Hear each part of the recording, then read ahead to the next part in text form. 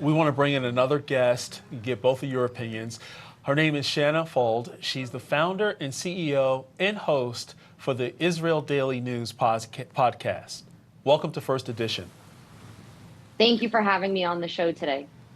So your podcast is giving a first-hand account of what happened Saturday night.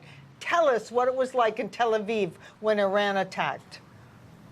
Thank you for paying attention to that. Yeah, usually I do a 10 to 15-minute roundup of what's going on in Israel. And my first podcast of the week yesterday came out, and I just couldn't not give people my firsthand account. What happened was that I'm a Shomer Shabbat, a Shabbat observant Jewish woman.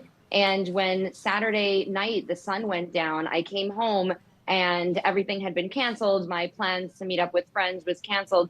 And I talked about how as the hours passed, things got more stressful. And at a certain point, I wrote my reports. I'm a journalist. So I wrote my reports. And when I was done writing my reports, I got into bed, I turned the lights out, and I just gave myself 10 minutes of breathing because I was what I called myself a calm nervous. I wanted to keep collected because I knew that I needed to keep myself available for whatever was to come. I boiled some eggs. I had purchased some groceries for the house. I filled up water bottles, and I also did my report. So I had that, civilian and journalist instincts there. And I just we all waited for the attack. And at 1:55 a.m., as was said, they were going to come at 2 a.m. At 1:55, I just was waiting at home, bracing for an attack, hearing a lot of airplanes overhead, and just hoping for the best. Well, Israel's war cabinet convening today to discuss any response to Iran's drone and missile attacks. It's the fifth meeting of the war cabinet since Sunday. Daniel, how do you see this panning out?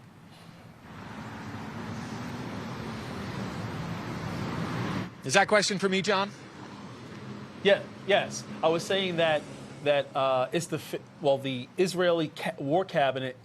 They're meeting today. It's the fifth meeting of the war cabinet since Sunday. How do you see this panning out in terms of the Israeli or potential Israeli response? Okay, so sorry, guys, my audio went out for a second, but I think we're back in. I'll just tell you this, that so far the war cabinet here has not come to any sort of decisive conclusion as to when or how the Israeli response will be. But so far we're hearing everyone in Israel say there will be some type of a response. How can Israel not respond? When you have, just as you heard Shanna, our other guest, describing putting your children in bed, right? Turning your phone off for Shabbat, which means, no phone, no TV, no work, no driving cars, just being as family, but waiting and knowing that there are missiles and drones, suicide drones headed for your family and for the place that you live. So President Biden says, take the win. The White House has been, they're now on record as people leaking that to the press. Hey, Prime Minister Netanyahu, take the win, don't do anything. That's not going to happen. Okay, that's not going to happen. When would this retaliatory strike be? What would it be? Most likely, what I'm hearing is that the focus would be some type of military installation. Think about it again. Again, this goes back to the mindset. Iran launch weapons with the intent to harm civilians. Israel responds not to harm civilians. They're thinking possibly nuclear sites, military installations. That's coming. But it's going to be up to Israel's discretion in the war cabinet here as to the where and the when.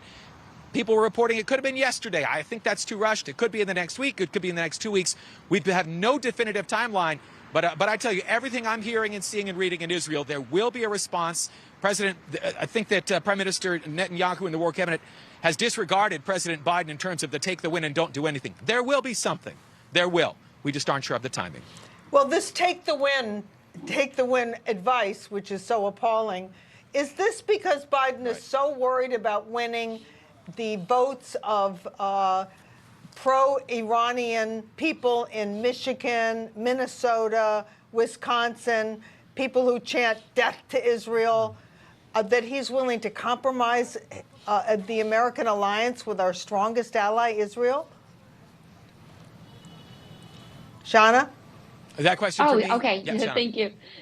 I didn't understand who it was for. It is really shocking. So what I will say is that Saturday night, we saw our allies acting and working. And I was actually very impressed, despite the shaky relationship between Jordan and Israel. There was a peace deal penned in 1994, but relations have teetered. Things have not been great. So Jordan actually needed to kick into action and take care of incoming missiles and UAVs overhead during this experience. The United States, there are different opinions on it about whether they're doing the right thing as our biggest ally. What I think is important and what people are discussing now is the world order, and that this is not just about showing allyship or showing who is connected in the world, which was interesting to see Saturday night. It was interesting to see the players. The UK got involved, France got involved. The United States was shooting drones and UAVs down over Iraq and Syria because Israel doesn't have relations with those two countries. So it was interesting to see all the things that we know about history, all the things that we know about allyship, to see it playing out on Saturday night, but more importantly, to have a discussion about world powers and world order. Do we want Iran to take the lead when it comes to the world order? And some people call it the axis of evil. And so I think it's interesting to see how the allyship is functioning and what is the responsible thing to do for the global community and security. You know, Daniel, what's troubling to me. I want to carry on. Okay. Yeah. Go ahead, Look, Daniel. guys, I want to carry on what Shanna was just saying because she hit on something really important. But the fact that I'll just say this first. President Biden, according this is my purview, is letting American politics and his own reelection in 2024 dictate his decision making, which is impossible, which he can't do. He can't try to straddle the fence here to try to hopefully win Michigan or Minnesota or Nevada or Wisconsin or some of these states with a large Muslim population because those states are in play for his reelection. It can't happen. But here's the important thing, and it can't be overstated how huge this is. And Shanna even said it, the fact that Jordan was shooting down Iranian missiles that were launched, right? We're not in the UK. We also got reports that the UAE and Saudi Arabia were sharing their Iranian intelligence with Israel. There's an entire paradigm shift that's happening here. We're seeing new friendships, new alignments. In fact, yesterday, one of the foreign ministers, I believe, the foreign minister of Saudi Arabia, said he thought that Iran sort of erupted the war in Gaza because Israel and Saudi Arabia were at the 1 yard line, so close to a historic peace agreement through the Abraham Accords. The realignment here, and the one more thing, and I'll say this and I'll send it back to you, and that is Israel spent there was a report close to 5 billion shekels, that translates to about a little under $1.5 million, 1.3, 1.4, on its defense systems, just protecting itself. It was a huge success and a huge embarrassing failure for Iran. But the fact that Jordan helped, the fact that the UK helped, the United States, obviously, it's a very big deal that Israel didn't have to deplete its own resources while fighting off that Iranian attack over the weekend. Yeah, but you know what? We still need to see more from President Biden. What he's telling Israel is don't retaliate against Iran. Don't go into Rafah. We're hearing our president, the commander-in-chief, telling our biggest ally in the region, don't do this, don't do that. But at the same time, we're seeing no action taken, whether it be sharing of pertinent information with Israel, our biggest ally, or at least moving forward with tough sanctions against Iran. We're not seeing any strength. And to your point, Daniel, what we are seeing is a president trying to get reelected. What are your thoughts, Sean? Correct, and he's angering. I just say he's angering the Muslim vote, right? They're angry. They're leaving in droves, and the people who are pro-Hamas, pro-Palestine, those supporters, and we're seeing those protests going on in Chicago. We're seeing these street protests where they're blocking roads. Also, New York, right? Yes. College campuses everywhere. But he's angering the Muslim vote, and he's just infuriating the Jewish support and the Jewish vote as well. I don't know what changes between now and November, but President Biden, again, straddling the fence. He's kind of playing it down the middle of the road. And what happens to things in the middle of the road? They get run over. They get crushed. President Biden can't do that. He's going to have to choose. A man Absolutely. with that principle.